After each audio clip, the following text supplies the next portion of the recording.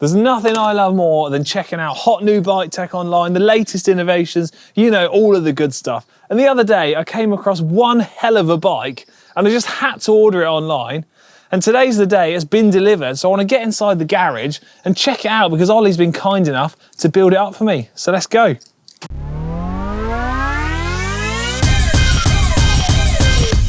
This, ladies and gentlemen, is the Eurobike Road Bikes XC550 21-speed shifting dual disc brake road bicycle. And at $300, or just £270, is the Eurobike Road Bikes XC550 21-speed shifting dual disc brake road bicycle any good?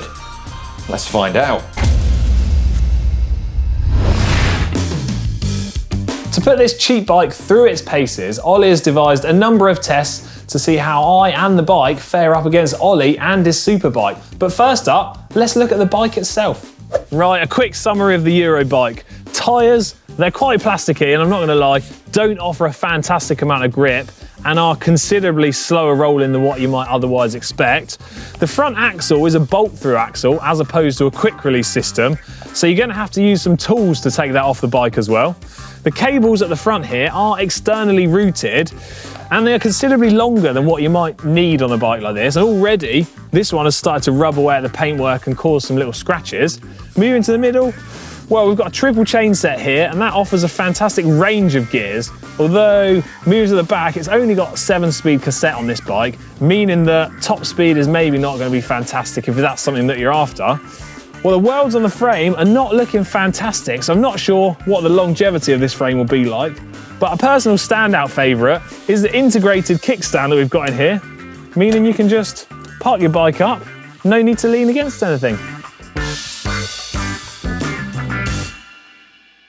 Right, let's weigh it. What we got? 15.4 kilos, very heavy.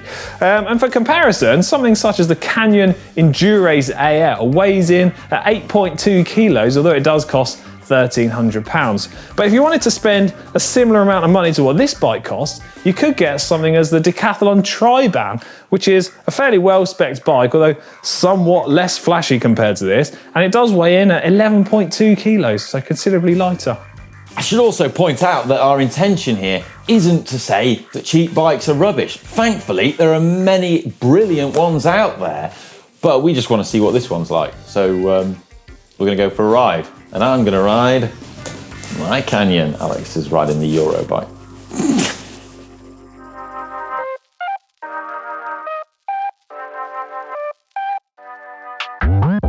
Right, first impressions, come on.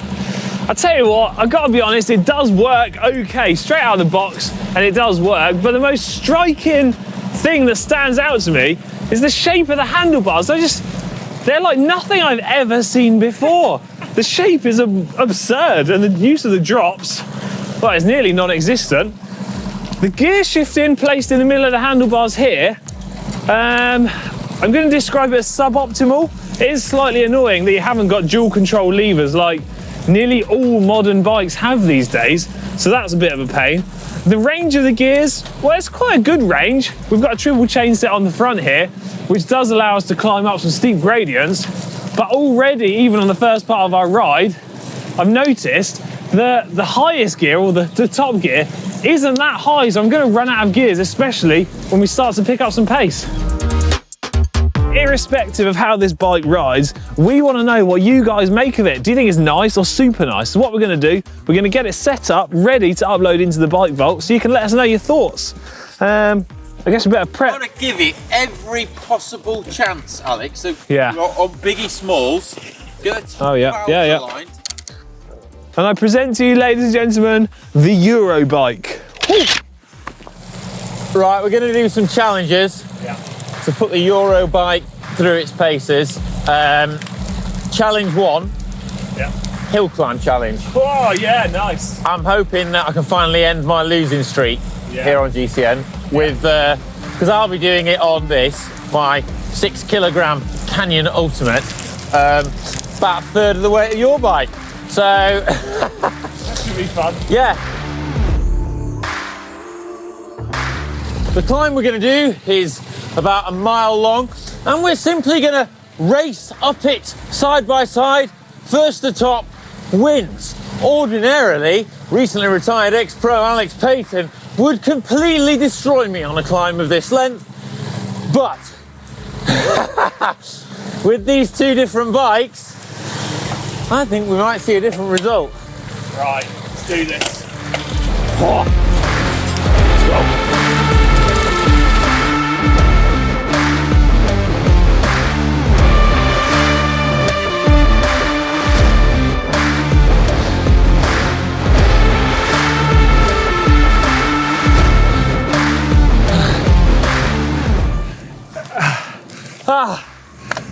Oh my God, you absolutely smoked me.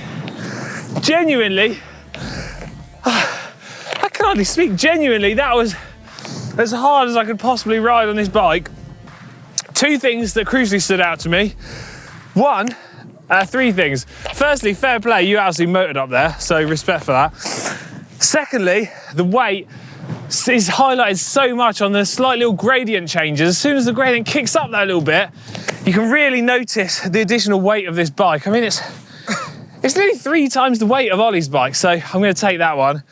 But very frustratingly, what I did 3-4 times on that little climb was, as I was getting out of the saddle, my knee has caught this shifter and I've inadvertently switched into one of the hardest gears this bike has, which I kind of want to use as an excuse, but to be fair, you were long gone before then. The next test we're going to do is a stopping distance test. We've got a descent now after our climb, and we're going to roll along next to each other, and then at a predefined point, we're going to slam on the anchors and see who can stop in the shortest amount of time. Yeah. What makes it interesting is that the Eurobike has cable-actuated disc brakes on it, whereas mine are the top-of-the-range Shimano hydraulic disc brakes. So it'd be interesting to see just what the difference is, really. Right, 3, 2, 1, brake.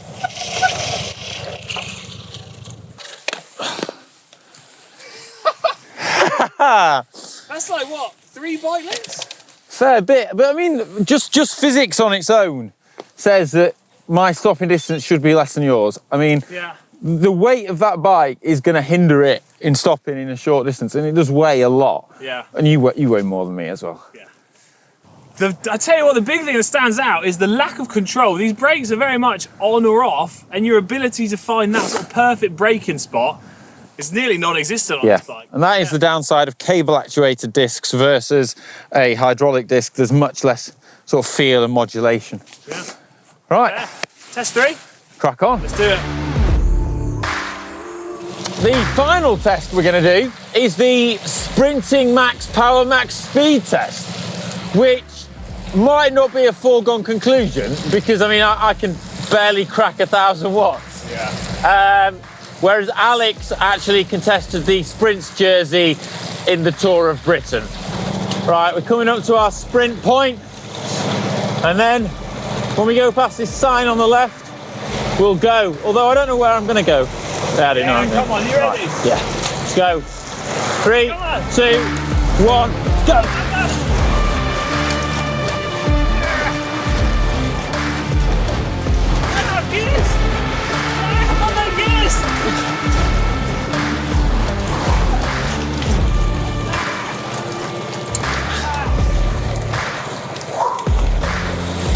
This is some kind of record. I don't know. I've never won this many things before in my life. Ridiculous. So what have we learned from our endeavour? Well, we're not saying that low-cost cheap road bikes are rubbish. Far from it. I mean, most people aren't going to spend lots of money on their first bike.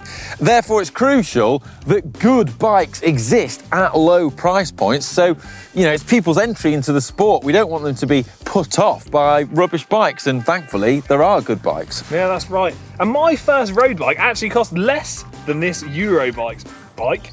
And it served me very well for a few years. Sure, it wasn't anything like as flashy as this, but it works perfectly well. Yeah, mine too. My first road bike was like £250. And that's the key takeaway that you've touched on there. Not as flashy as this. The issue, I think, with this is it's trying to look too flash at the expense of functionality. Things like the deep section wheels. At this price, you just can't have deep section wheels without them being compromised and being really, really heavy, which these are. You'd be better off with wheels that weren't deep, but just lighter. Yeah, that's it. And if something seems too good to be true, then chances are it probably is. Yeah, well, there you have it. Let us know your thoughts on the Eurobike Road Bikes XC550 21 speed shifting dual disc brake road bicycle. I mean, perhaps you even own one. Perhaps you do. If you enjoyed this video, give us a thumbs up and see you in the next one. Why don't you ride that home now? Yeah, come on then.